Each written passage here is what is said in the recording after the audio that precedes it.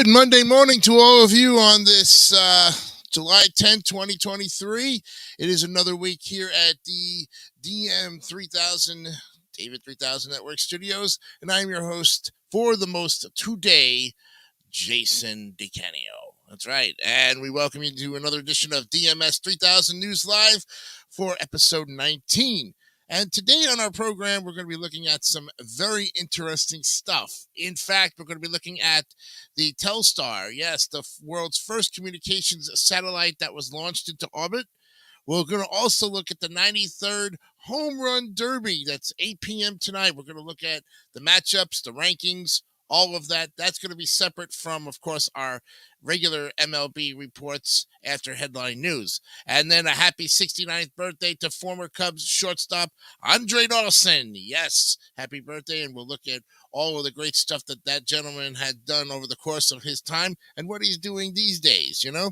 Plus, of course, we have news of the weird and, of course, headlines, sports, and what day is today as well. So we have a lot to cover in this portion of the program. But, of course, we're going to start with the headlines, the sports, and what day is today.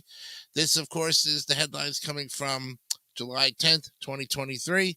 So let's go ahead and get on with it. You got your first briefing, the Biden at the NATO, the Tennessee trans care ban, and Taylor Swift's Speak Now. Yes, Biden will attend NATO this week, where the war in Ukraine will be a main focus.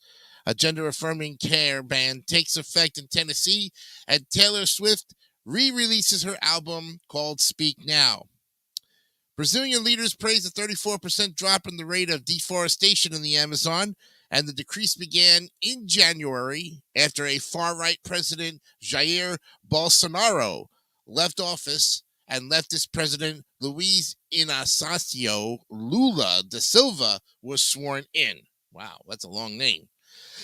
The Dutch Prime Minister says he will leave politics after the next election. Dutch Prime Minister Mark Rutte, the Netherlands' longest-serving premier, said Monday he will leave politics after a general election sparked by his government's resignation. Extreme flooding overwhelms New York roadways, leaving one person dead, as heavy rain spawned extreme flooding in New York's Hudson Valley that killed at least one person and forced road closures as much of the rest of the Northeast U.S. began bracing for heavy rainfall. Allison Corpuz wins the U.S. Women's Open at Pebble Beach for her first LPGA title. She closed with a 3-under 69 on Sunday for a 3-shot victory to become the first American in 20 years to make the U.S. Women's Open her first LPGA title. And Pope Francis names 21 new cardinals. Yes, Francis has now named 9 batches of new cardinals in his 10-year papacy. Increasingly, the men who will vote for whoever succeeds Francis are churchmen supportive of his values. Miss Netherlands crowns trans woman Riki Valerie Cole. Yes, the 22-year-old Dutch model will be the second openly trans woman to participate in a Miss Universe pageant. And the black maternal mortality crisis and why it remains an issue. Yes, the U.S. has the worst maternal mortality rate of high-income countries globally, and the numbers have only grown. Oklahoma judge throws out a suit seeking reparations for the Tulsa race massacre. The decision by Judge Caroline Wall dashes an effort to obtain a measure of legal justice by survivors of the deadly racist rampage that left hundreds of black residents dead in 1921. And the UN Secretary General says Sudan is on the brink of a full-scale civil war. UN Secretary General Antonio Guterres warned that the war between the Sudanese military and a powerful paramilitary force is likely to destabilize the entire region. And finally, in Latin America, all the prisoners' presidents. Yes, Peru's special jail for ex-leaders is all full up. So in Peru, so many former leaders have been accused of crimes that the country has designated a small prison specifically to house them. It's a symbol of corruption, but also of political dysfunction. And Elton John bids farewell to the road with the last show on his goodbye tour. The acclaimed British singer's final concert was set in Stockholm and marked the culmination of his farewell Yellow Brick Road tour, which spanned over 5 years, 330 shows, and 16 Gucci suits. We will miss you, Elton John. And those are the headlines for today, Monday, July 10th, 2023. All right, turning now to baseball. Well, there was a lot of action last night in the games. Sunday Night Baseball was included in that whole realm of things as well. It was the, boy, I have to backtrack here. Oh, I have to backtrack to Sunday, July 9th. Okay. We were going, we were jumping ahead to see how far the All-Star break was going to be. It was going to be, they won't start replaying the games again until July 14th. But yesterday there was a lot of action, and the Nationals, they keep winning. They beat the Texas Rangers, a hot team indeed, but they beat them 7-2 for a 36-54 record going into the second half.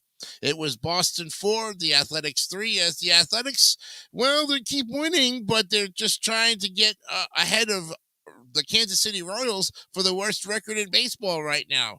And Boston Red Sox, they sit 5 games over 500 at 48-43, but they're in a tough division because the Yankees lost. That helps them, though. Cubs beat the Yankees 7-4 and puts the Yankees a little bit behind now, as the Orioles are really red hot right now. But it was the Royals over the Guardians 4-1, as the Royals keep winning and trying to take what they want from the worst record in baseball. They don't want to be in the bottom, so they keep winning, and they beat the Guardians, who are sitting at 500 at 45-45. It was the Blue Jays over the Tigers 4-3. The Rays, well, they upset the Braves, and the Braves are stuck at 60 wins right now. And the Rays are trying to get to 60 wins. They're 2 games back of 60 wins at 58-35, but they beat the Braves last night 10-4 to keep the Orioles just a little bit behind in the standings. Marlins 7, Phillies 3, as the Marlins keep winning and close their gap to the Braves to 7 games. Not bad for them. Mariners 3, Astros 1. The Orioles just blanketed the Twins. And I mean, they blanketed them 15-2. They finished out the first season 19 games over 500 at 54-35. They are probably about 3.5 back of the Rays, but we'll give you the full standings as soon as we finish up here. It was in 10 innings. It was the Cardinals over the White Sox 4-3. The Cardinals struggles continue.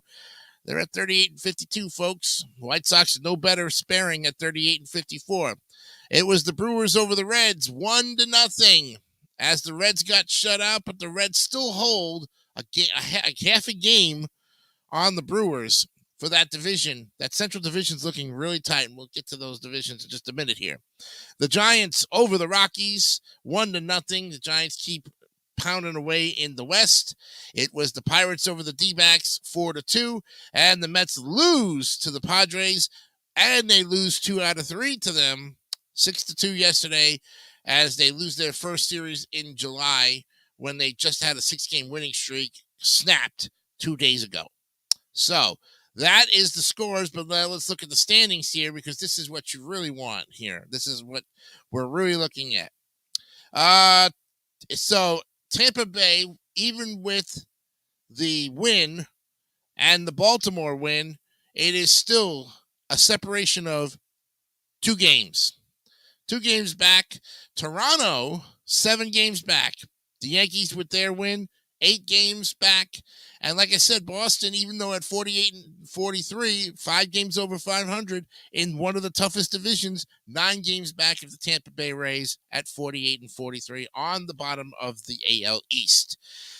Now we go to the AL Central, where the Cleveland Guardians and the Twins, because the Twins just got blanketed by the Orioles, they drop a half a game back, and Cleveland sits atop the AL Central at 45-45. Can you believe it? A 500 team has the division lead right now by a half a game. Detroit at 39-50, 5.5 back. And Chicago 8 back, and Kansas City 19.5. All right. Now we go to the West, the AL West, a tough division there. Maybe not so. Texas Rangers 52-39, holding that division lead. Houston 50-41, 2 games back. Seattle 1 game over 500, 6 games back. LA Angels 1 game under 500, 7 games back. And the lowly Athletics, well, 25-67, a lot of ground to make up, 27.5 back.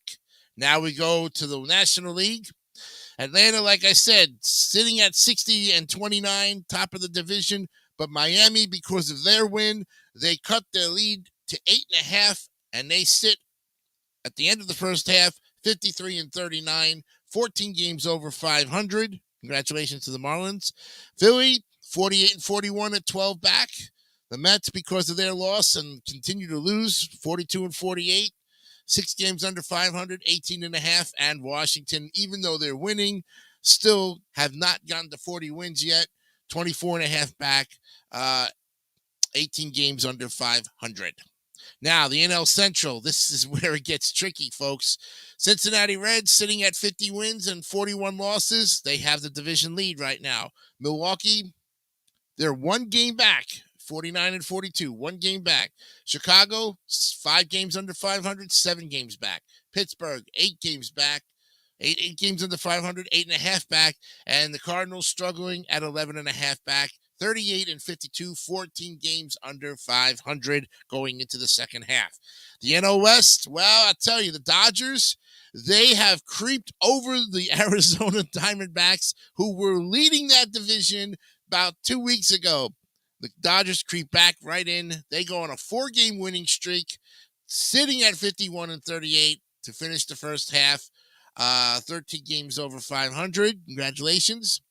And with the Arizona, even though they're at 52-39, they are tied. There's no games back with the Dodgers. They sit 2 percentage points back, which means they don't have any games back. San Francisco, 49-41. They're 2.5 back. San Diego, 4 games under 500.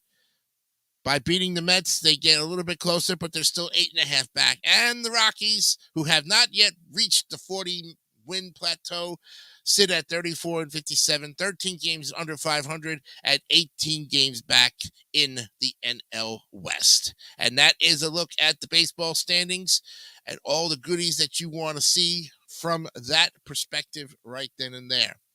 All right, well, time now is 8:14, and we're going to come back and take a break. And when we do come back, we will look at news of the weird and what day is today and get on our little bit of tales here for what we have to get going.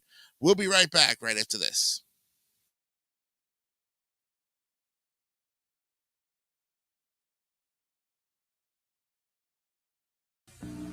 Where do you think really chocolatey chocolate milk comes from? A chocolate cow? In a chocolate field? On a chocolate farm? Near a chocolate stream? Wrong. Really chocolatey chocolate milk comes from where you'd expect it to come from. Hershey, the chocolate people. Chocolate milk people, too.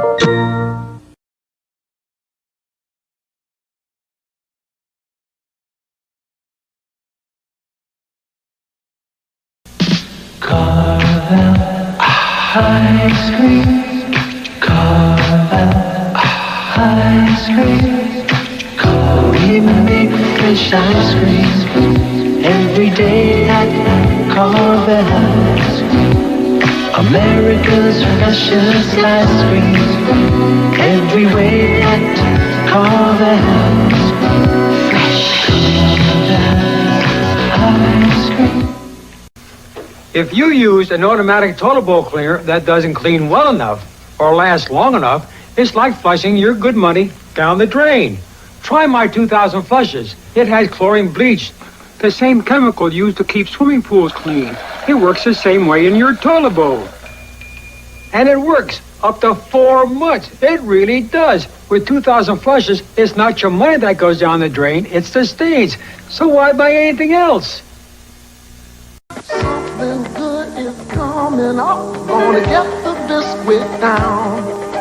Good morning, Biscuit pancake, coming up golden brown. Biscuit morning, watch it rise. Something good is coming up when you get the Biscuit down. And Bisquick is made with 100% vegetable shortening and has no preservatives. Get the Biscuit down. Biscuit! St. Louis is watching, Monk and Louis. St. Louis is watching, Monk and Louis. Watching the price, giving great advice. Watching the store, to save you so much more. New Monk and Louis, we always beat the competition. St. Louis is watching. You gotta be kidding. Woo! What's in is out, what's out is in. So many trends make my forehead spin. Don't tell me good taste, I know I taste good. While the best thing though is so misunderstood. Just give me what the doctor ordered. Just what the doctor ordered. Just give me a Dr. Pepper. We want it. Whoa, just what the doctor ordered. The taste is made to order. We love it. Whoa, just what the doctor ordered. One reason why Duracell batteries last so long is because we never stop improving them. In fact, today's Duracell batteries will last up to 20% longer than the ones we made just 3 years ago. And we'll keep on improving them. Because on that score, we have a one-track mind. Duracell, the copper top battery. When it comes to making them last longer, we never stop. What's in, Hut? Funky chicken! Duck walk! Moonwalk! Disco! Windmill! Air guitar! James Brown! Jimmy plays Monterey! If it's out there, it's in here. The 9X Yellow Pages. Why would anyone need another? The starting lineups are on the floor, and here comes Michael Jordan. Taking time out for breakfast at his regular place, McDonald's. Jordan finds the open man. He goes for two and takes possession of a delicious big breakfast and a hot Egg McMuffin. Jordan sets. He puts it up, and it's good. Jordan scrambles. He sinks it in again. Can he fit that Egg McMuffin in his game plan? Yes! Michael Jordan has carried it off. There's still plenty of time on the clock.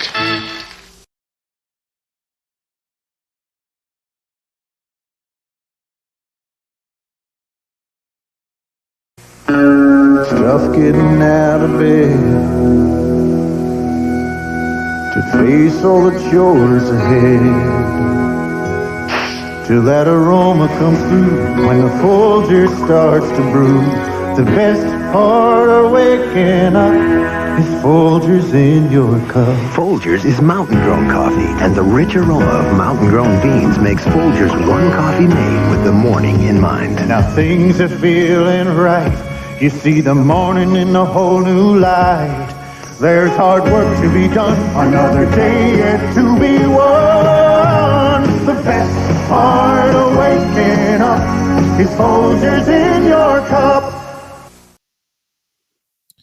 Yes, the Folgers commercial. Get that morning cup of coffee there. Welcome back to DMS 3000 News Live. I'm Jason DeCanio.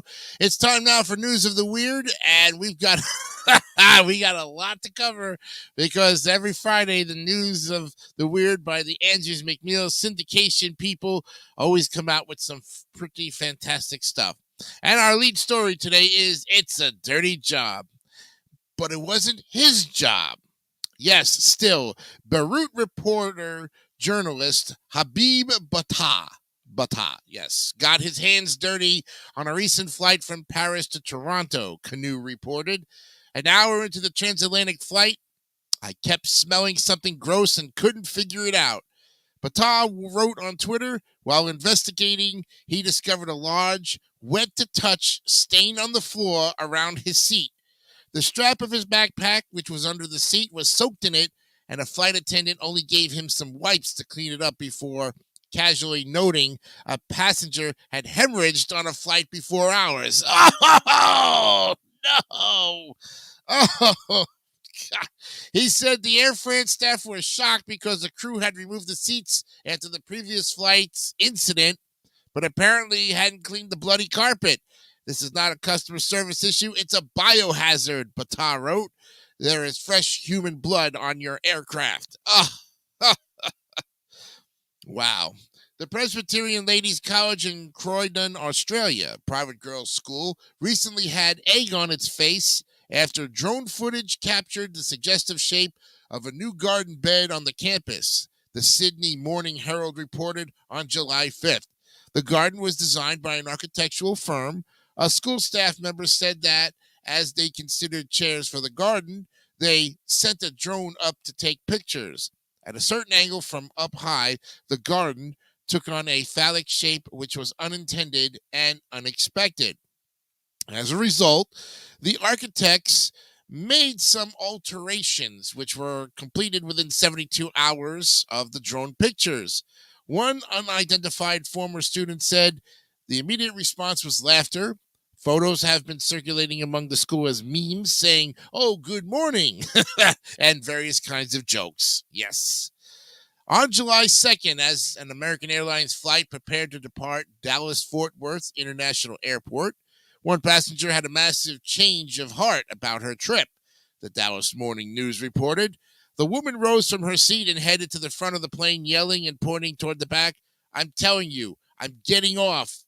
Explicitly, I'm getting on, and there's a reason why I'm getting the off, and everyone can either believe it or they cannot believe it. That explicit back there is not real. I remember this out. They were talking about this, and you can sit on this plane and you can die with him or not. I'm not going to. The TikTok user who posted a video said the outburst delayed the flight by 3 hours as passengers were forced into plane and reboard. The woman was not arrested and, in fact, got back through security. Americans said the passenger was met at the gate by law enforcement and removed from the flight. Thank God, right? Alf Aeronautics has announced that Alif, not Alf. Not Alf the alien. Alif, ALEF Aeronautics has announced that the Federal Aviation Administration has cleared the startup's flying car, the Model A, to fly for purposes including research, development, and exhibition, United Press International reported. The California company calls its invention a Vehicle Takeoff and Landing Aircraft, or VTOL, which can drive and park like a normal car. And while it is not certified yet for public road travel, the company says the FAA's okay will place it closer to bringing people an environmentally friendly and faster commute. This is one small step for planes, one giant step for cars, said CEO Jim Duchovny. Yes. Chandler, Arizona taxidermist, 38-year-old Rachel Lewis, has found her niche in the world of preserving dead animals. She makes piggy banks out of stillborn piglets. Oh. Metro News reported that Lewis, a former hairdresser, took a taxidermy class for 4 years ago and just came up with the piggy bank idea in May. Most of my specimens I get from local farms around me, Lewis says. I feel like they get to live a second life. It's kind of cool. She called her process labor-intensive, involving hollowing out the insides and adding a cork plug. I have a larger pig than I plan on doing as a piggy bank, too, she said. She also hopes to make objects with jewelry boxes and secret stash compartments. Well, that keeps her busy, right? 36-year-old Michael Banks told Brevard County, Florida sheriff's deputies that he decided to go car surfing after he left a Home Depot store on July 5th in Merritt Island. Click Orlando reported. Banks allegedly climbed on top of a van, then jumped from it onto a Nissan truck, an SUV, a Jeep, another SUV, and a sedan, causing damage to each vehicle in the neighborhood of $1,000. He faces 2 counts of criminal mischief and was held at the county jail. The Greater Muscatine, Iowa Chamber of Commerce and Industry is apologizing after a controversial 4th of July parade. Entry drew heated responses, KCRG-TV reported. The entry consisted of a man on horseback leading a woman on foot dressed in Native American attire. The woman had a rope tied around her hands. Now, the group submitting the entry stated that their intention was to pay homage to the Cherokee Nation on how unjustly they were treated. Read a statement from the GMCCI, but the entry does not represent our community. Carol Dillon of Oklahoma City, Oklahoma, is trying to get to the bottom of a nighttime visitor that keeps banging on her door, waking up her family. KFOR-TV reported on July 6th that Dillon's security cameras have captured a flying object that may be a bat or a large moth. All of her attempts to block or scare the animal away, including plastic owls and a scarecrow, have failed. I thought somebody was hitting baseballs against the house, and then it started sounding like basketballs, Dillon said. Micah Holmes of the State Wildlife Department said his money is on a moth. This is a good year for moths because it's been pretty wet, he said. This is the time of year they're out and trying to mate. Meanwhile, Dillon has decided to take the ultimate step. We have a guy coming Friday morning to give us an estimate to close off the porch, she said. Oh. The long lines at Wimbledon are legendary, but 28-year-old Jessie Bessie from South London and her flatmates came up with a plan to make that wait ultra comfy. The Mirror reported that the friends brought their living room sofa with them and set it up in the queue, enjoying Pims and strawberries. There you go. The queue is part of the tournament, so you have to sort of expect you're going in for the long haul, Bessie said. We arranged for our other friends to pick it up when we got near the front, and it's back safe and sound in the lounge now. Even better, Snug, the company that makes the sofa, got in touch and paid for the group's tickets. Score! There you go, right? And finally, 31-year-old Emma Tetwetsky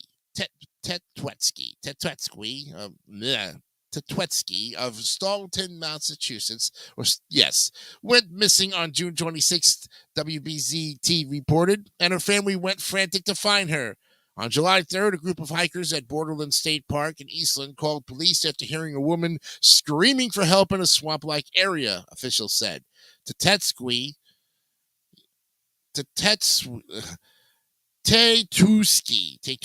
there we go.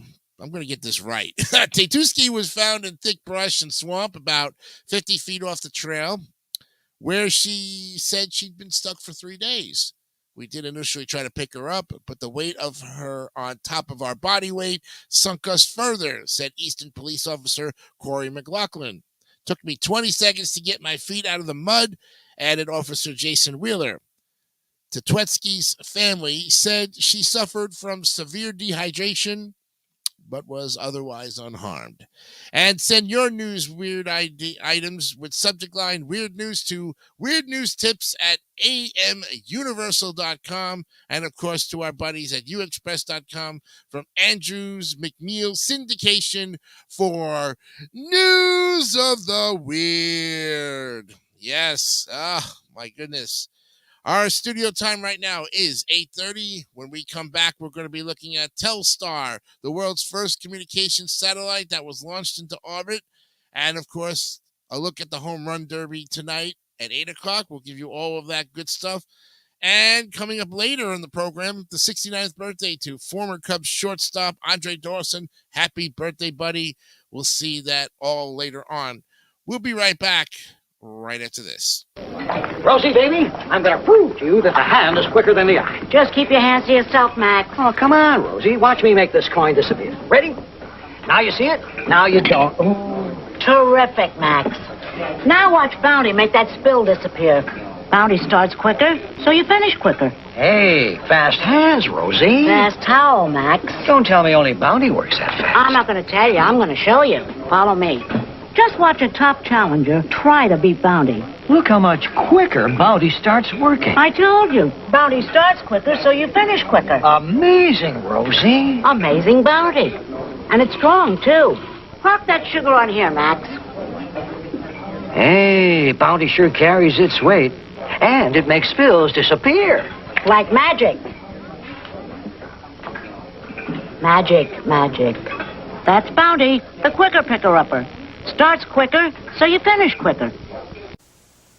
Introducing the great new taste of Coca-Cola. The best tasting Coke in the history of ever. It's a hit. It's a Coke. Coke is it. It's Coca-Cola with a new taste, a new sensation, a new explosion of wonderfulness in your mouth. Go ahead, try it. It's just how you feel when you know it's for real. We've got the taste. It's a kick. It's a hit. It's a Coke. Coke is it. What happens when Duncan Hines packs real chocolate chunks in their moist, delicious brownies? Most kids can't help but help themselves to our moist, delicious brownies, Duncan Hines. No way they can help but help themselves to our moist, delicious brownies, Duncan Hines. Of the leading mixes, Duncan Hines is the smoothest, creamiest batter with real chocolate chunks for a moist, delicious brownie. It's our moist, delicious way to bake your best. You love that. Duncan Hines. If you don't like the looks of your car, shoot it. With Son of a Gun Protected from STP. If your dash looks dull, shoot it. Your seats are shot, shoot them. Your tires look flat, heck, shoot them too. Don't leave your roof a wreck. Give it some luster. Give your car high caliber protection. With Son of a Gun from STP. Son of a gun. What a difference.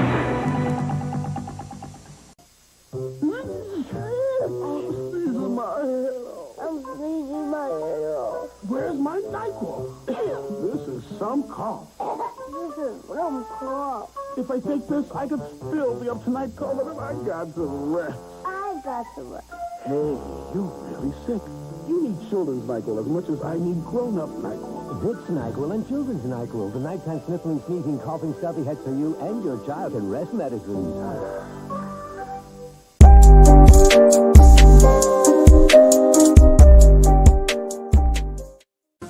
City News, Mr. Keebler. Can you tell us what your new sandwich cookies look like? No comment. Well, we hear they've got creamy fillings. No comment. Keebler introduces new EL Fudge sandwich cookies. Buttery cookies with creamy fudge. Chocolatey cookies with peanut butter middles. And chocolatey cookies with vanilla cream. We hear they're all delicious. They are? Oh, were you talking to the cookie? The cookie? No comment. New EL Fudge sandwich cookies from Keebler. Didn't wanna feel so gray, needed sunshine in my day. Tried new Citrus Hill Select, what a wonderful effect. Cause my day gets going and my juices get flowing. It's got everything you love in the fruit. You take one look, you see it show. You take one step, you feel that flow. Citrus Hill Select, gets your juices flowing. What makes new Citrus Hill so select? Because from every orange we select, we take the purest, freshest part, the heart. It's a dose of sunshine that'll get your juices flowing. Citrus Hill Select, gets your juices flowing. Citrus Hill Select, gets your juices flowing.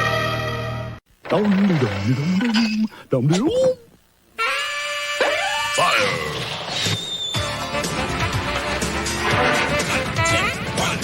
It's not easy getting so much rich chocolate into a Three Musketeers bar. Fortunately, it's a lot easier to get all that incredible tasting chocolate out of it.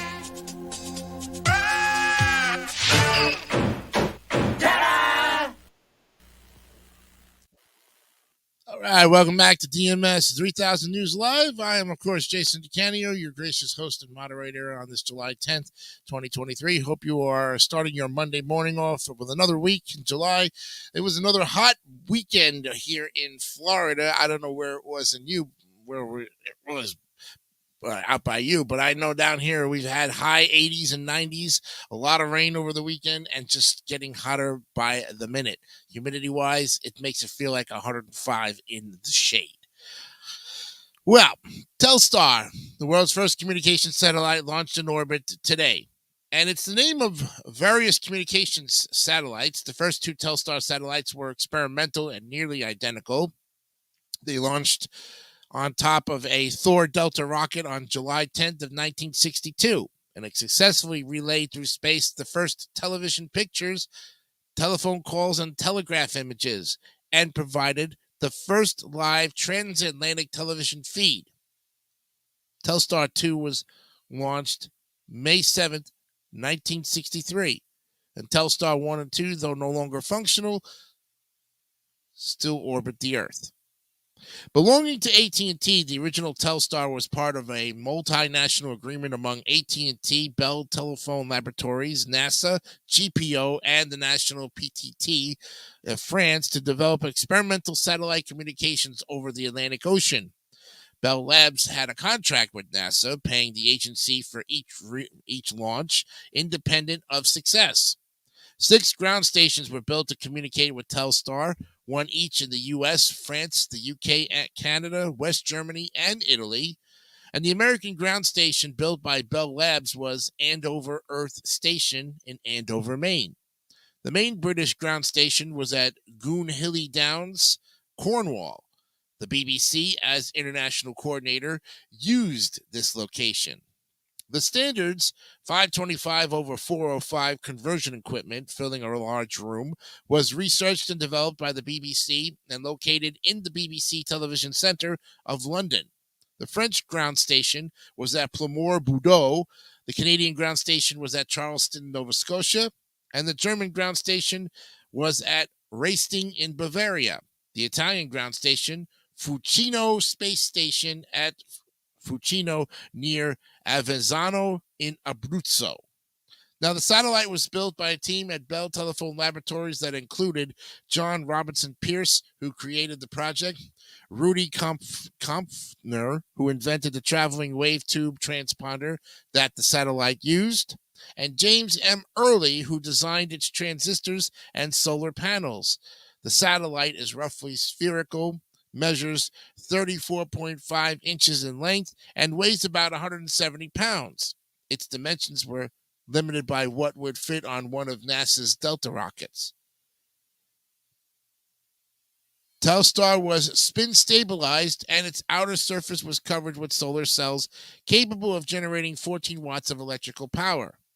The original Telstar had a single innovative transponder that could relay data, a single television channel, or multiplex telephone circuits. Now, since the spacecraft spun, it required an array of antennas around its equator for uninterrupted microwave communication with Earth. An omnidirectional array of small cavity antenna elements around the satellite's equator received 6 gigahertz microwave signals to relay back to ground stations.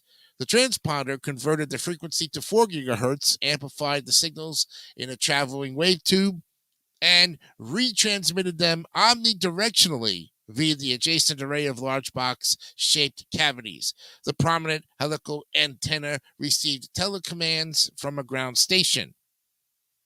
Launched by NASA aboard a Delta rocket from Cape Canaveral on this date back in 1962, Telstar 1 was the first privately sponsored space launch.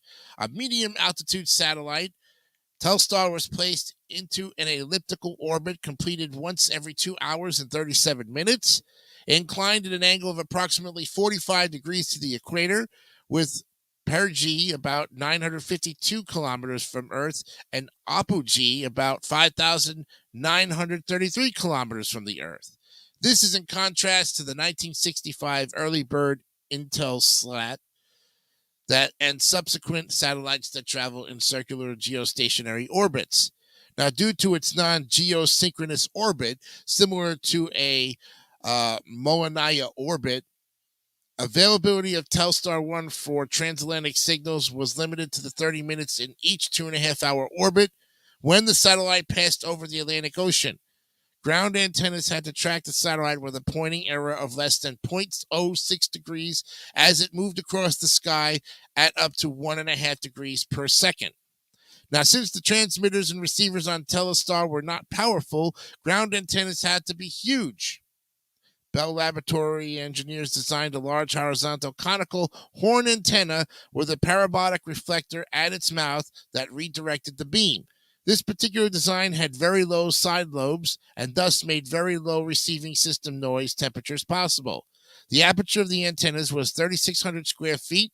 The antennas were 177 feet long and weighed 380 short tons.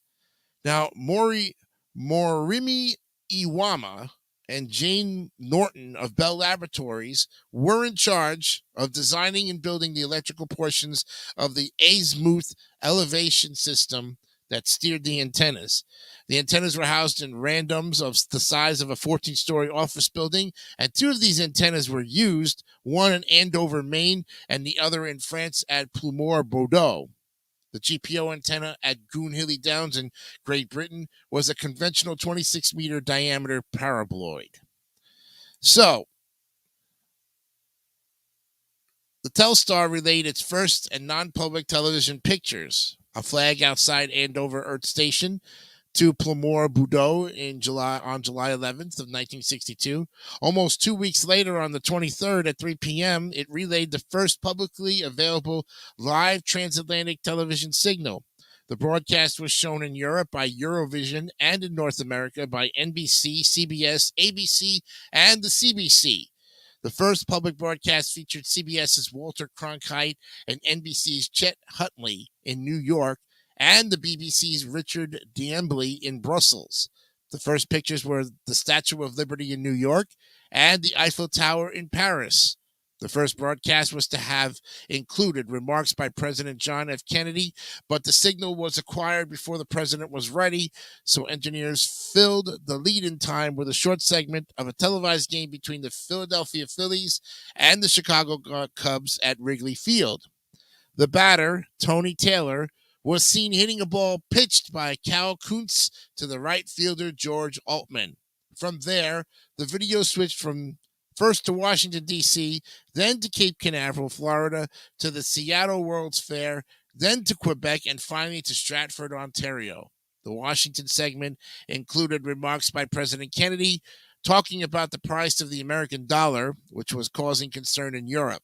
When Kennedy denied that the United States would devalue the dollar, it immediately strengthened on world markets.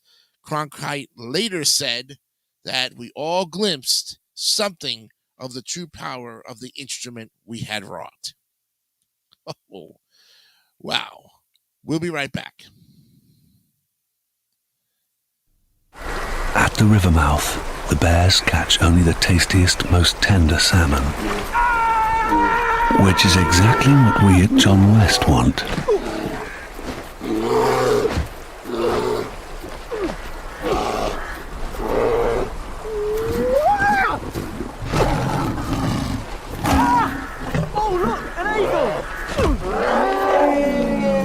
John West endured the worst to bring you the best.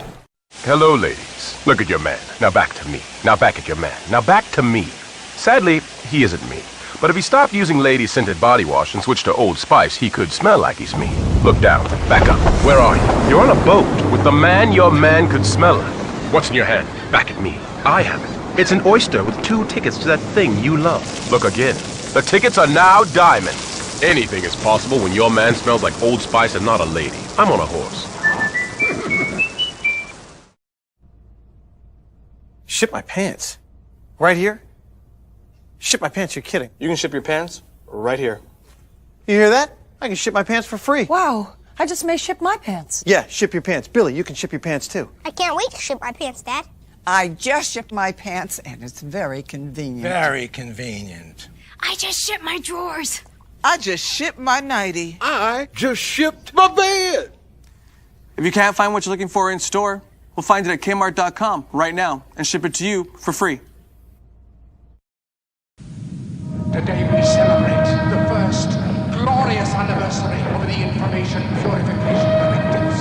We have created, for the first time in all history, a garden of pure ideology, where each worker may bloom, secure from the pests of vain contradictory thoughts. Our unification of thoughts is more powerful a weapon than any fleet or army on earth. We are one people. One will, one resolve, one cause. Our enemies shall talk themselves to death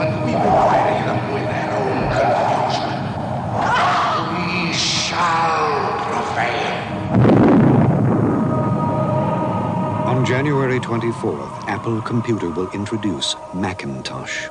And you'll see why 1984 won't be like 1984. Mr. Cow. Yes? How many licks does it take to get to the Tootsie Roll center of a Tootsie Pop? I don't know. I always end up biting. Ask Mr. Fox, for he's much cleverer than I. Mr. Fox, how many licks does it take to get to the Tootsie Roll center of a Tootsie Pop? Why don't you ask Mr. Turtle, for he's been around a lot longer than I. Me, I bite. Mr. Turtle, how many licks does it take to get to the Tootsie Roll center of a Tootsie Pop? I never made it without biting. Ask Mr. Owl, for he is the wisest of us all. Mr. Owl, how many licks does it take to get to the Tootsie Roll center of a Tootsie Pop? A good question. Let's find out. 1, 2, 3. If there's anything I can't stand, it's a smart owl. How many licks does it take to get to the Tootsie Roll center of a Tootsie Pop? The world may never know.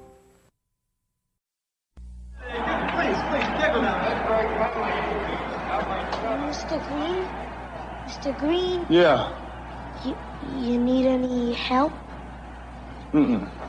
I just want you to know, I think you're the best ever. Yeah, sure. Want my Coke? It's okay, you can have it. No. Really, you can have it. Okay. A Coke and a smile makes me feel good. Makes me feel nice. Be around. That's the way it should be. I like to see Hey, kid. the whole world smiling with me. Coca-Cola as life. Have a Coke and Thanks, Mean Joe. smile.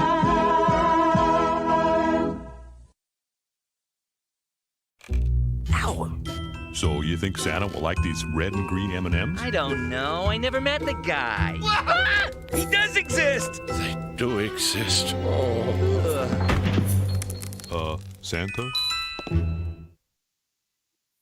All right, coming up in a little bit here, we're going to look at happy 69th birthday to former Cubs shortstop Andre Dawson. Tomorrow on the program, we're going to be looking at the 93rd All-Star Midsummer Classic. That's going to be really interesting as we'll look at the lineups and give you all of the predictions and everything about that. We'll also look at Coke changing its formula and introducing new Coke. You know, there's a if you look carefully in our commercials slots, there is a couple of promos for new Coke because July 11th of 1985 was when they changed the formula. If you remember that very well for all that fun stuff there.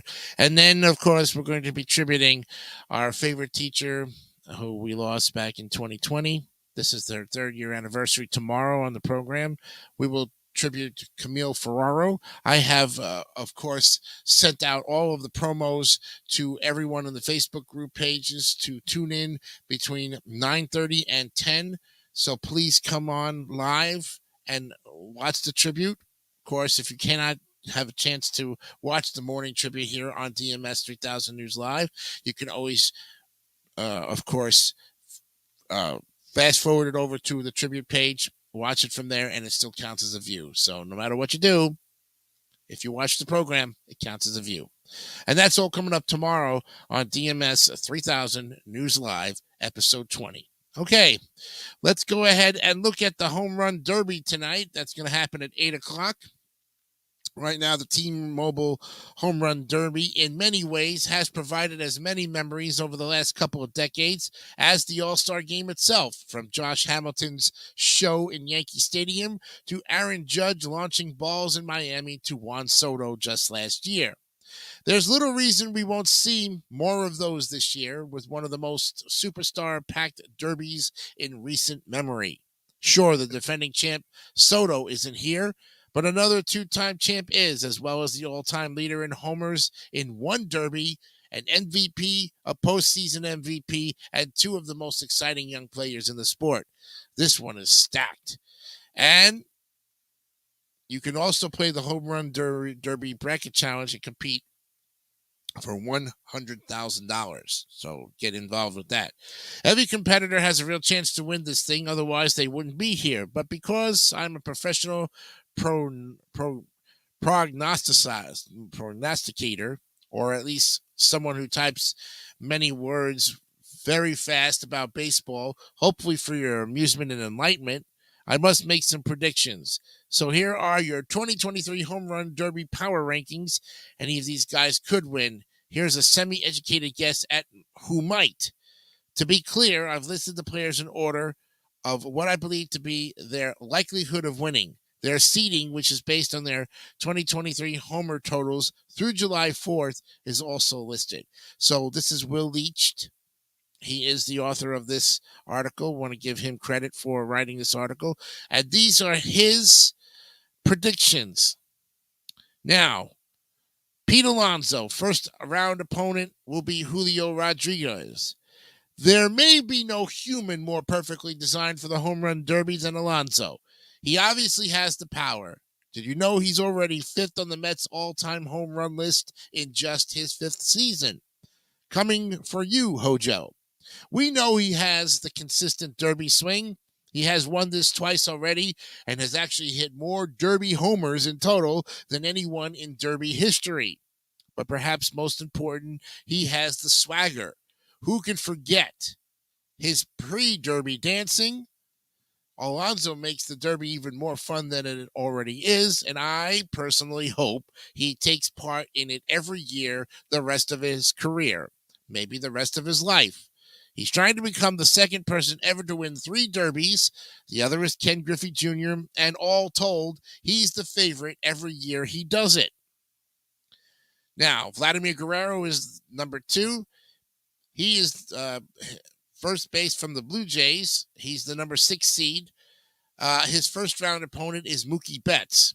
Now, in 2019, Vlad Jr. set the all-time record for the most home runs in a derby with 91. He hit 40 in the second round alone. One thing Vlad Jr. did not do that year, however, was win. He lost 29-22 in the finals to Alonso, and that's the last derby Val Jr. had taken part in. But he's back this year, trying to at least win the title that eluded him 4 years ago. He is trying to make some history of his own as well, and if he wins, he and his Hall of Fame father will become the only father-son combo ever to win the home run derby. Vlad Sr. won in 2007 in San Francisco. Now, the third person that he thinks might win is Julio Rodriguez. He's the number 7 seed, and his first-round opponent, of course, is Pete Alonso. The last man to win the home run derby in his home stadium was Bryce Harper back in 2018, when the game was held in Washington. So Harper used to play for the Nationals. You may remember this. The pump is very much primed then for Rodriguez, who finished in second place to Soto last year and had 2 of the 5 best rounds ever before tiring and ending up with only 18 in the finals. He's actually already, after just 1 year, 8th all-time in total home run derby homers, and will likely be in the top 4 after this year. And he'll be doing it in front of a fan base that adores him. He'd be the favorite in any field without those top 2, or one without Judge anyway. Now, his number 4 pick is Luis Robert Jr., outfielder for the White Sox. He is the number 1 seed, and his first-round opponent is Adley Rutschman. Now, Robert is finally having the season we all thought he could have if he could just stay healthy. He already has more homers than he did the last 2 seasons combined. And what makes you most excited about Robert in the Derby is not just his power, though it is obviously substantial. It's the compact nature of his swing. So natural and so repeatable, exactly the sort of swing that resonates in a contest like this one. And for the record, we'd love if he could give us this incredible look after at least one of his homers. Yeah, that's for sure. Here is Adolis Garcia. He's an outfielder for the Rangers. He's the number 4 seed. His first round opponent is Randy Arozarena. And before the season was even a month old, Garcia was launching 3 homers in a 5-for-5 game that further announced him as one of the most thrilling power bats in the league. But now he's a linchpin of one of the best offenses in the game, a team that is in first place and might be the biggest surprise in the entire sport. He also has a quick but long and sweeping swing that seems designed for that unique looping arch of the home run derby. He may not hit the most home runs, but he may have the most majestic ones. And Randy Arozarena, he's the number 5 seed. And his first-round opponent is Adolis Garcia. So one thing we know for sure about Arozarena, he comes up huge in big moments, to say the least. The player we were all introduced to during the incredible 2020 postseason, a guy who won an ALCS MVP the year before he won Rookie of the Year, has become almost a grizzled veteran on this Rays team, which currently has the second best winning percentage in franchise history. Behind that 2020 team, which obviously played a shortened schedule, Arozarena may not quite be the Ruthian star he looked like in that postseason, but he has become one of the most exciting players in baseball to watch. A consummate showman, even as we also saw in the World Baseball Classic. He might not have the raw power of some of the guys on this list, but if he needs one more homer with the clock ticking down, you'll know he'll rise to the occasion. Number 7 is Mookie Betts, right fielder for the Dodgers. He is the number 3 seed. He faces Vladimir Guerrero Jr. That's the last thing I haven't done, Betts said, when asked why he, an MVP winner, a World Series champion, and a likely Hall of Famer, agreed to take part in his first home run derby. He also said his wife wanted him to do it, might have had something to do with it too. And he doesn't seem a natural fit for a competition like this, but Betts often doesn't seem like a natural fit for a lot of the amazing things he does, and he keeps doing them anyway. This feels a little bit like Michael Jordan joining the three-point contest just to keep himself entertained. He did not do well, to say the least, but even if Betts doesn't do much better than Jordan did, he'll be just as much fun to watch. And Adley Rutschman, yes, he's the center. He's a catcher for the Orioles. He's the number 8 seed, and he goes up against Luis Robert Jr. Now, only one catcher, the Royals' Salvador Perez, has competed in the Derby in the past 5 years, and he didn't make it out of the first round in 2021. Only one catcher, Ivan Rodriguez, Pug Rodriguez in 2005, has ever made it to the finals, and Rutschman only has 11 homers this year. He's one of the best players in the game and the face of a very young and very exciting Orioles team. It's going to be excellent to see him on such a big stage like this, but he's pretty easily the biggest long shot in this competition. So there you have it. Those are Will Leitch's picks to see who will win the home run derby. Now, even though Pete Alonso may be the number 1 in his pick, Pete Alonso is number 2 behind Robert Jr. So they face off like the playoffs. The brackets for the home run derby is going to be on ESPN. And remember, who do you think is going to win this? Lots of chances say Alonso. Others say Betts. Some say Vlad Jr. Well, it just depends on how fast and how hot they can get on their way to the title. And that's a look at the 93rd Home Run Derby. That's going to happen tonight at 8 o'clock.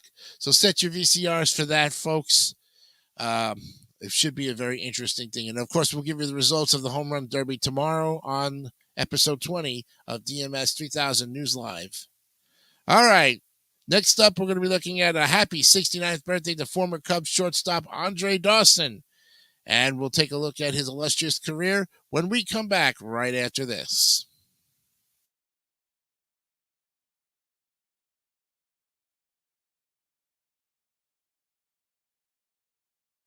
Where do you think really chocolatey chocolate milk comes from? A chocolate cow? In a chocolate field? On a chocolate farm? Near a chocolate stream? Wrong. Really chocolatey chocolate milk comes from where you'd expect it to come from. Hershey, the chocolate people. Chocolate milk people, too.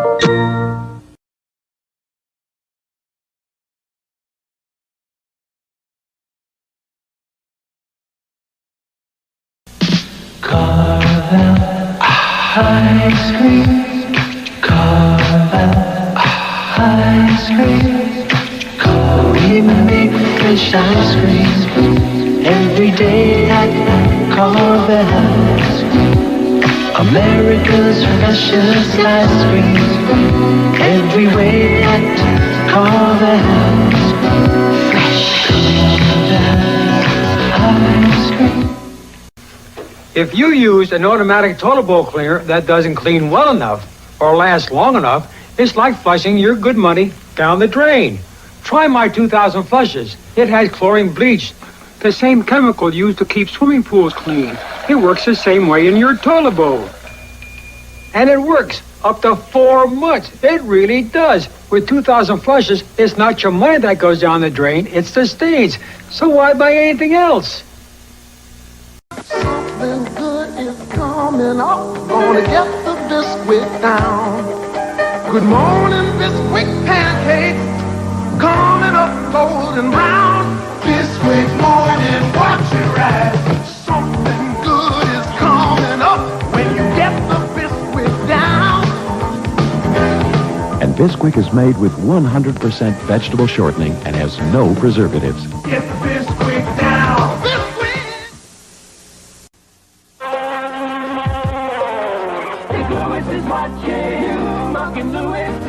Is watching Mark and Louis, watching the price, giving great advice, watching the store to save you so much more. New Mark and Louis, we always beat the competition. Big Louis is watching. You gotta be kidding. What's in is out, what's out is in. So many trends make my forehead spin. Don't tell me good taste, I know I taste good. While the best thing though is so misunderstood. Just give me what the doctor ordered. Just what the doctor ordered. Just give me a Dr. Pepper, we want it. Whoa, just what the doctor ordered. The taste is made to order, we love it. Whoa, just what the doctor ordered. One reason why Duracell batteries last so long is because we never stop improving them. In fact, today's Duracell batteries will last up to 20% longer than the ones we made just 3 years ago. And we'll keep on improving them. Because on that score, we have a one-track mind. Duracell, the copper top battery. When it comes to making them last longer, we never stop. What's in, hut? Funky chicken! Duck walk! Moonwalk! Disco! Windmill! Air guitar! James Brown! Jimmy plays Monterey! If it's out there, it's in here. The 9X Yellow Pages. Why would anyone need another? The starting lineups are on the floor, and here comes Michael Jordan. Taking time out for breakfast at his regular place, McDonald's. Jordan finds the open man. He goes for two and takes possession of a delicious big breakfast and a hot Egg McMuffin. Jordan sets. He puts it up, and it's good. Jordan scrambles. He sinks it in again. Can he fit that Egg McMuffin in his game plan? Yes! Michael Jordan has carried it off. There's still plenty of time on the clock.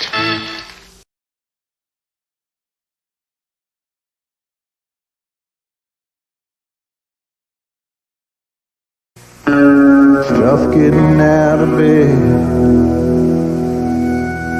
to face all the chores ahead. Till that aroma comes through when the Folger starts to brew. The best part of waking up is Folgers in your cup. Folgers is mountain-grown coffee, and the rich aroma of mountain-grown beans makes Folgers one coffee made with the morning in mind. Now things are feeling right. You see the morning in a whole new light. There's hard work to be done, another day yet to be won. The best part of waking up is Folgers in your cup. Happy birthday to former Cubs shortstop Andre Dawson. Nicknamed the Hawk, and Austin Dawson, the American former professional baseball player and inductee into the Baseball Hall of Fame. During a 21-year baseball career, he played for 4 different teams as a center and right fielder, spanning most of his career with the Montreal Expos, a 10-year run from 76 to 86, and the Chicago Cubs from 87 to 92.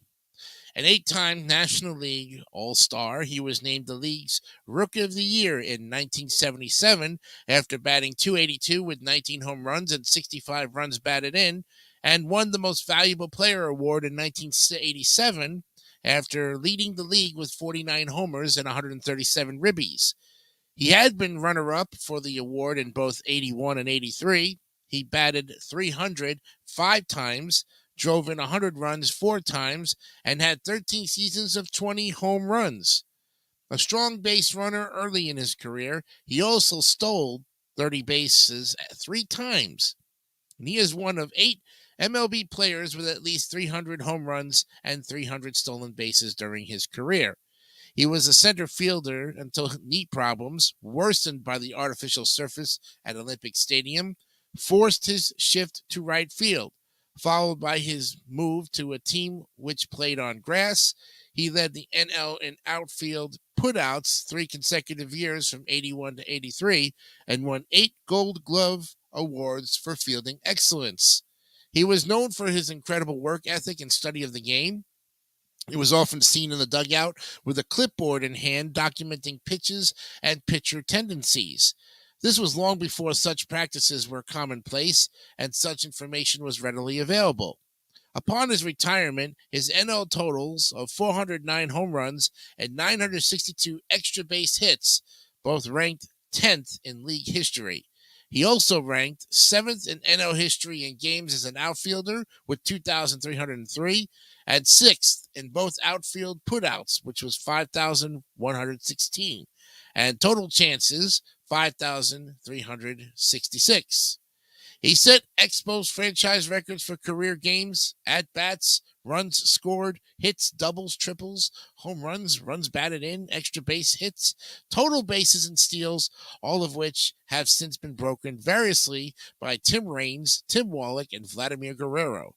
Dawson was inducted into the Baseball Hall of Fame on July 25th, 2010.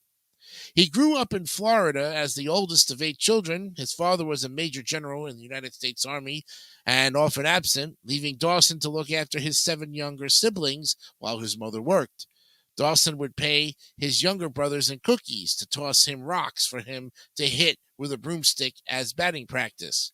Dawson's nickname, the Hawk, was given to him by an uncle at a very early age, and he used to work out with a men's team that would hit him ground balls at practice. Dawson's uncle told him that most kids his age would shy away from the ball, but Dawson attacked the ball like a hawk. Dawson attended and graduated from Southwest Miami Senior High School in 72. In high school, he suffered multiple knee injuries, which hampered his athletic development. He did not draw any attention from professional scouts or college recruiters, and took out student loans in order to enroll at Florida A&M University. At Florida A&M, Dawson walked onto the Rattlers baseball team as a freshman. He spent 3 years at Florida A&M, which he later said paved the way for his future. He was selected by the Expos in the 11th round. That was pick number 250 of the 75 Major League Baseball draft, and he played in 24 Major League games in 1976 after making his debut on September 11th. His stardom rose in 1977 when he became an everyday outfielder for the Expos and batted .282 with 19 home runs and 21 stolen bases. He was awarded the 1977 Rookie of the Year in the National League, narrowly beating out Steve Henderson of the New York Mets. Now, Dawson had a blend of power and speed, hitting at least 20 home runs in 7 seasons with the Expos and stealing at least 20 bases in his first 7 seasons. Dawson, playing primarily center field for the Expos, also became an excellent defensive player, gaining his first of 8 Gold Glove awards in 1980. And based on his all-around excellence, Dawson was second in the National League MVP voting in 1981, which was won by Mike Schmidt, and second again in 83, won by Dale Murphy. He was voted the Montreal Expos Player of the Year in 81 and 83. Dawson played 1,443 games with the Expos, 4th highest in franchise history, and set single-season club records for home runs, 32, that's now 7th, RBIs at 113, that's now 4th, extra base hits, 78, that's now 7th, and sacrifice flies, 18, still 1st. He still holds the Expos career record for sacrifice flies at 71, and is the only player to hit 200 home runs and steal 200 bases with Montreal. During his Expo days, Dawson hit 2 home runs in the same inning twice at Atlanta Fulton County Stadium against the Braves on July 30th, 1978, and at Wrigley Field against his future team, the Chicago Cubs, on September 24th, 1985.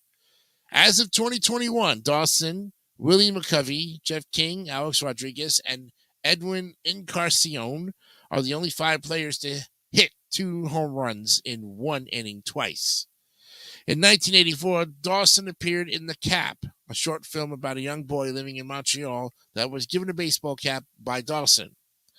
And then Dawson played for the Expos until the 1986 season, when he became a free agent and sought a team whose home field had natural grass, as his knee injuries were aggravated by Olympic Stadium's artificial turf.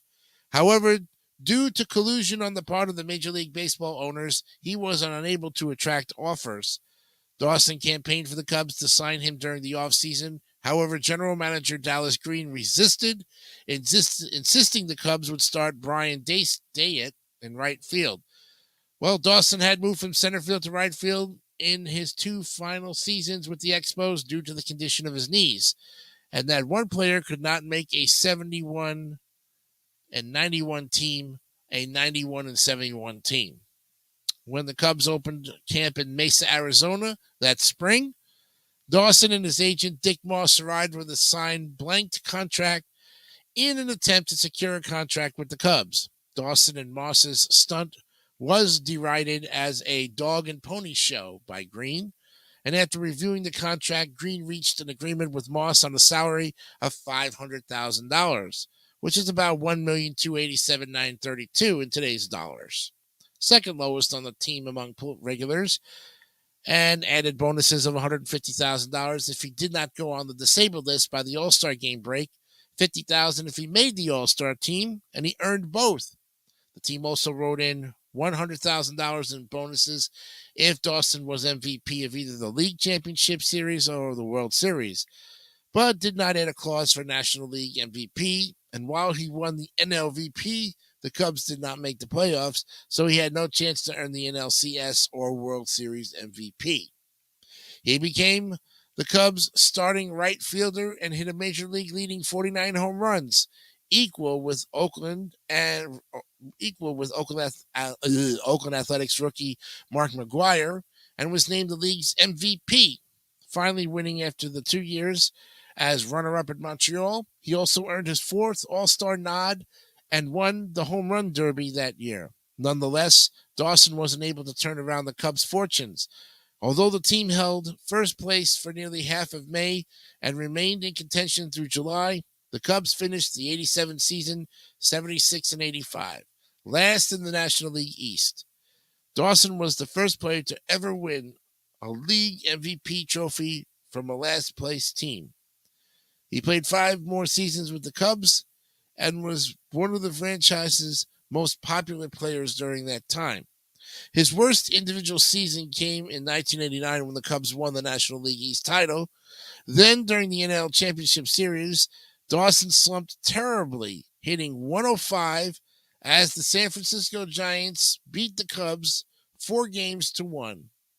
Dawson's .507 career slugging percentage with the Cubs is fourth highest in team history. In October of 1992, the Red Sox signed Dawson as a free agent. He hit his 400th career home run with the Red Sox on April 15th at Fenway Park. Dawson sustained a knee injury in the 1993 season in a game against the Texas Rangers, which limited him to only 121 games in his first year with the Red Sox.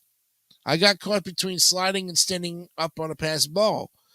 I was on second base, and I took a chop step between strides and hit the corner of the third base bag.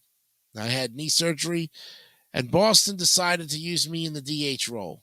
Dawson would have knee surgery the following year as well, and only managed to play 75 games in his second and final season with Boston. Dawson played his last 2 years with the Florida Marlins, where he played sparingly, retiring after the 1996 season. In his final game, Dawson was removed from the field as a final farewell to the fans and the game. The fans gave him a standing ovation as Dawson walked off the field. Well, the accomplishments of the 69-year-old birthday boy today goes like this. 2,774 hits, 438 home runs, 314 stolen bases, and 1,591 ribeye steaks. Ribbies. He is one of only 8 players in Major League history to record over 300 home runs and 300 stolen bases in his career. The 300-300 Club, and the other players to accomplish this are Barry Bonds, Willie Mays, Bobby Bonds, Reggie Sanders, Steve Finley, Alex Rodriguez, and Carlos Beltran. Dawson is also one of only 5 members of the 400 home run, 300 stolen base club, along with Barry Bonds, Willie Mays, Alex Rodriguez, and Carlos Beltran. In 1997, Dawson's number 10 was retired by the Expos in his honor.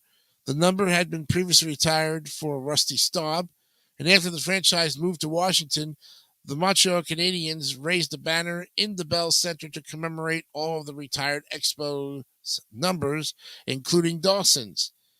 In 2010, the Washington Nationals franchise placed Dawson in its Ring of Honor at Nationals Park. 2019, Dawson was inducted into the National College Baseball Hall of Fame. And he was elected there in 2010, his 9th year of eligibility. And what's the guy doing in his retirement? Right now, you guys were really wondering whether or not he was going to continue to work. Some of you guys said he rode the bus a lot, so I don't know if you might have seen him in person somewhere along the line. Remember, he is from Florida, so you probably could have seen him in spring training. He's now married Dawson married the former Vanessa Turner and had 2 children, Darius in August of 89 and Amber in September of 1990.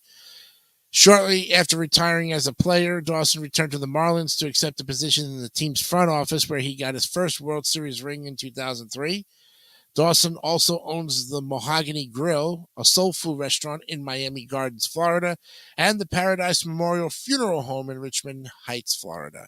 He entered the funeral business in 2003, investing in a funeral home his younger brother owned, and became the owner and operator of Paradise Memorial in 2008. In an April 2020 Associated Press story on how he and his business were having to deal with the COVID-19 pandemic, he noted, "It's very sad because people mourn and grieve differently, and they're not getting through that process as they would under normal circumstances.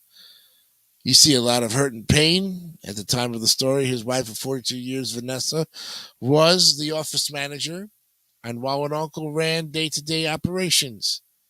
Dawson has regularly attended Chicago Cubs functions since his retirement and is a fan favorite. He also has appeared in a discount double check commercial for State Farm Insurance that features former Cubs pitcher Kerry Wood. He also released an autobiography called If You Love This Game and MVP's Life in Baseball in May 2012. And there you have it, friends. Happy birthday, 69th birthday, to former Cubs shortstop Andre Dawson. When we come back, we'll look at what day is today and wrap up episode 19 of DMS 3000 News Live right here on the David 3000 Network.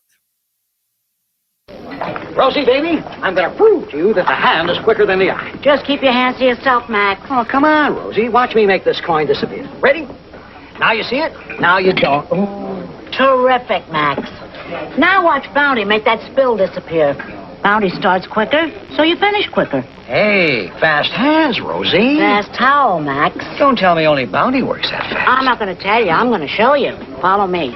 Just watch a top challenger try to beat Bounty. Look how much quicker Bounty starts working. I told you. Bounty starts quicker, so you finish quicker. Amazing, Rosie. Amazing Bounty. And it's strong, too. Park that sugar on here, Max. Hey, Bounty sure carries its weight. And it makes spills disappear. Like magic. Magic, magic. That's Bounty, the quicker picker-upper. Starts quicker, so you finish quicker.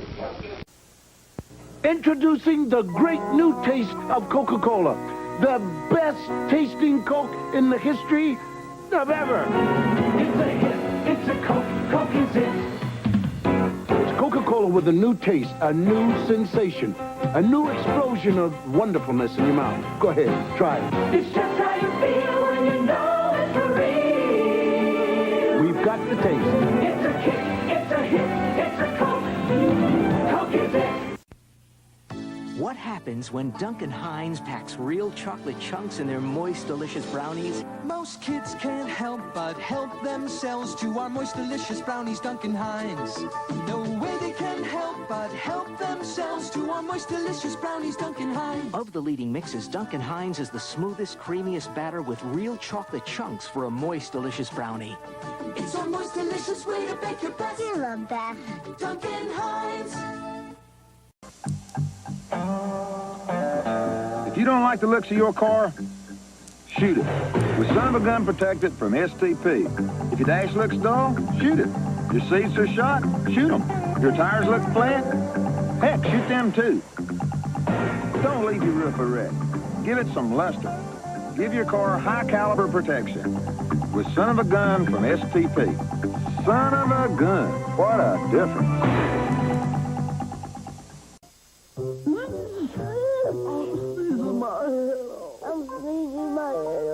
Where's my NyQuil? This is some cough. This is some cough. If I take this, I could still be up tonight calling and I got to rest. I got to rest.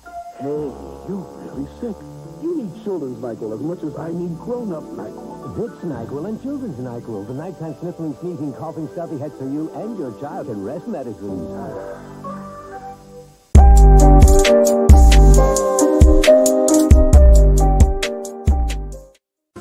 City News, Mr. Keebler. Can you tell us what your new sandwich cookies look like? No comment. Well, we hear they've got creamy fillings. No comment. Keebler introduces new E.L. Fudge sandwich cookies. Buttery cookies with creamy fudge. Chocolatey cookies with peanut butter middles. And chocolatey cookies with vanilla cream. We hear they're all delicious. They are? Oh, were you talking to the cookie? The cookie? No comment. New E.L. Fudge sandwich cookies from Keebler. Didn't wanna feel so gray, needed sunshine in my day. Tried new Citrus Hill Select, what a wonderful effect. Cause my day gets going and my juices get flowing. It's got everything you love in the fruit. You take one look, you see it show. You take one step, you feel that glow. Citrus Hill Select, gets your juices flowing. What makes new Citrus Hill so select? Because from every orange we select, we take the purest, freshest part, the heart. It's a dose of sunshine that'll get your juices flowing. Citrus Hill Select, gets your juices flowing. Citrus Hill Select, gets your juices flowing.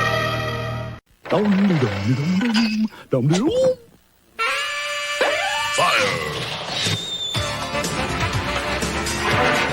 10, 1, 10. It's not easy getting so much rich chocolate into a Three Musketeers bar. Fortunately, it's a lot easier to get all that incredible tasting chocolate out of it.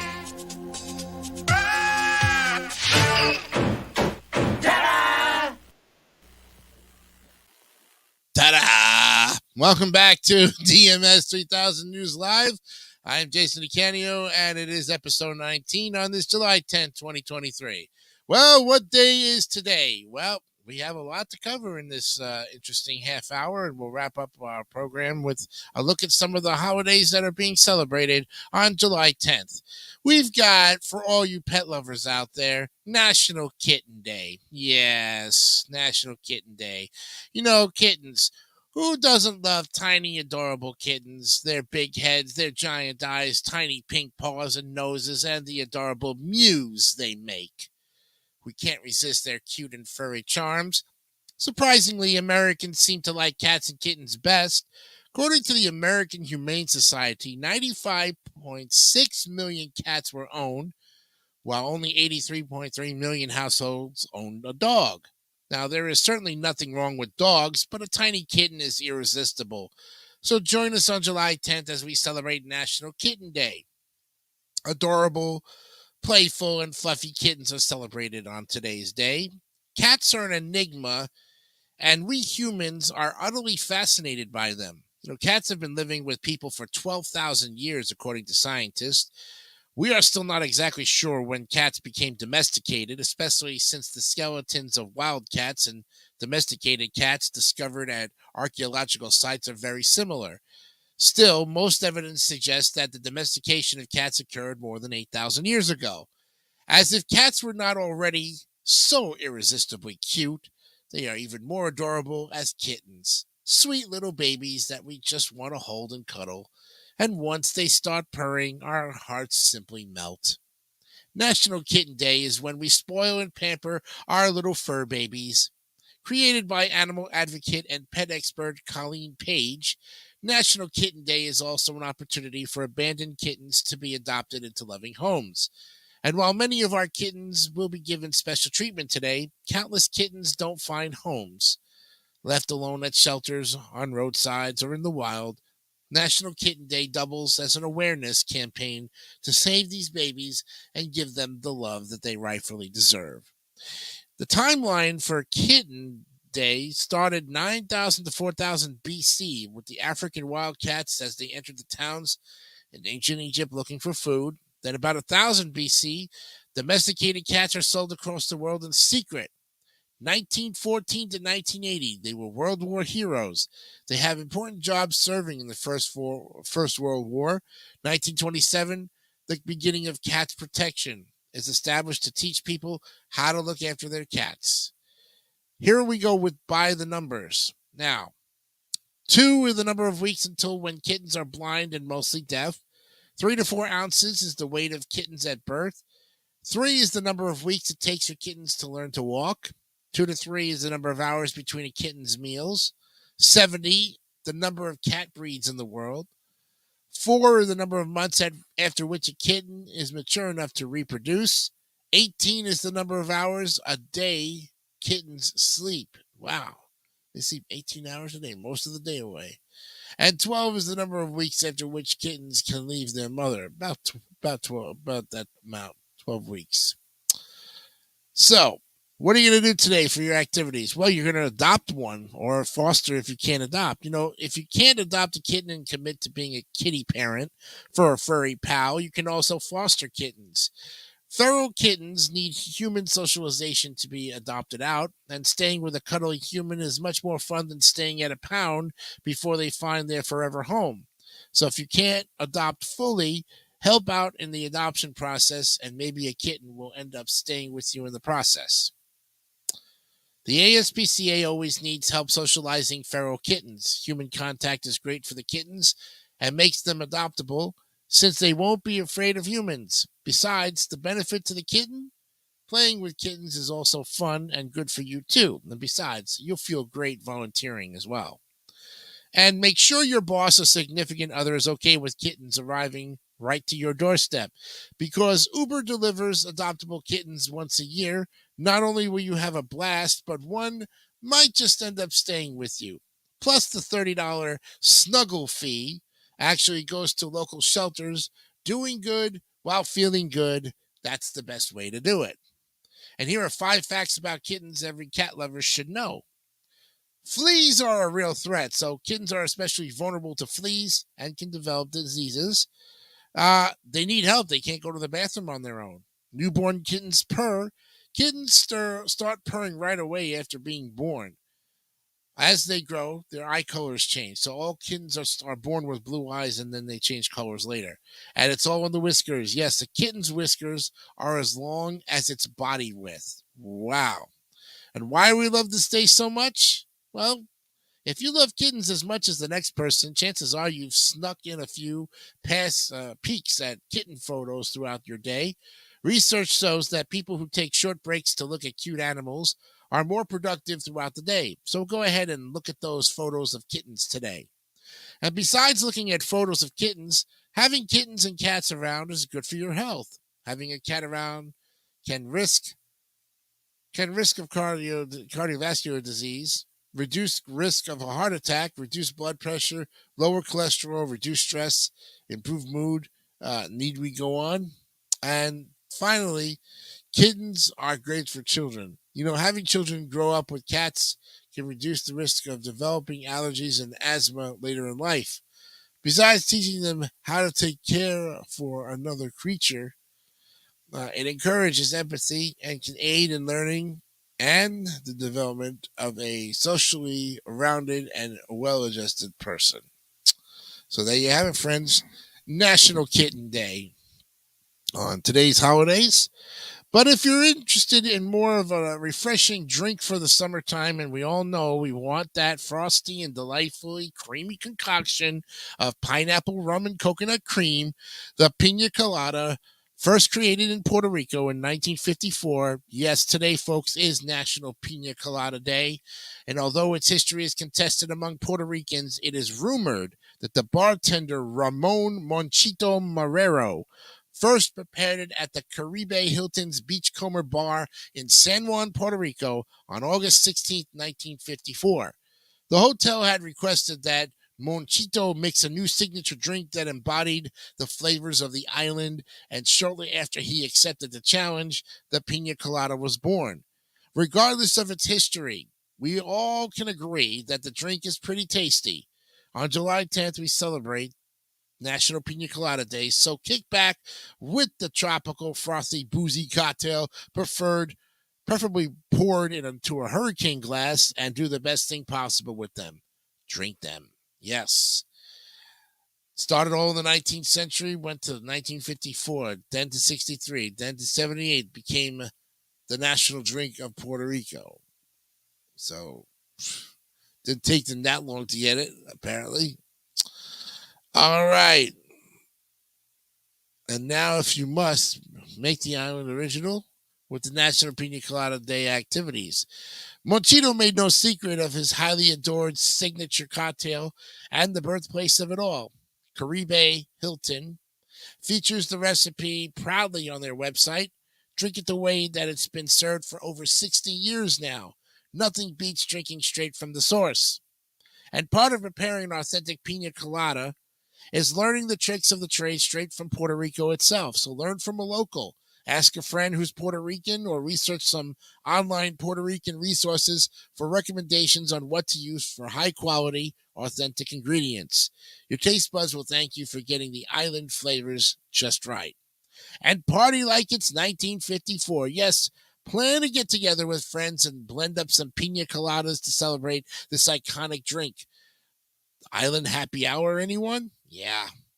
And why we love this holiday? Well, come on, it's an island vacation and a drink.